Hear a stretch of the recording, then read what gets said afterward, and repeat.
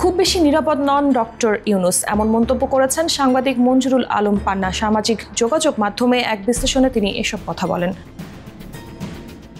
বিশ্লেষণে মঞ্জুরুল আলম পান্না বলেছেন, প্রধান উপদেষ্টা ডক্টর মোহাম্মদ ইউনুস একটি ইন্টারভিউ দিয়েছেন আন্তর্জাতিক সংবাদ মাধ্যম দ্য গার্ডিয়ানে, যেখানে গার্ডিয়ানে ডক্টর মোহাম্মদ ইউনুসের ভবিষ্যৎ চিত্র আঁকার চেষ্টা করেছেন। সেই ভবিষ্যতে যেটা উঠে আসছে তাতে ডক্টর ইউনুস খুব বেশি নিরাপদ নন।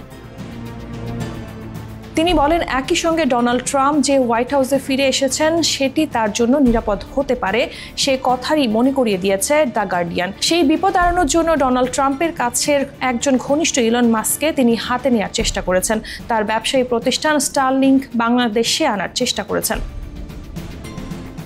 এই সাংবাদিক আরও বলেন, শেখ হাসিনা সরকারের তুলনায় সারা দেশে যে অরাজকতা সে কথাই মনে করিয়ে দিয়েছে গার্ডিয়ানের প্রতিবেদন, এবং স্থানীয় মৌলবাদী সংগঠনের প্রতিবাদে সরকার যথাযথ পদক্ষেপ নিতে পারছে না সে কথাগুলো এতে উঠে এসেছে।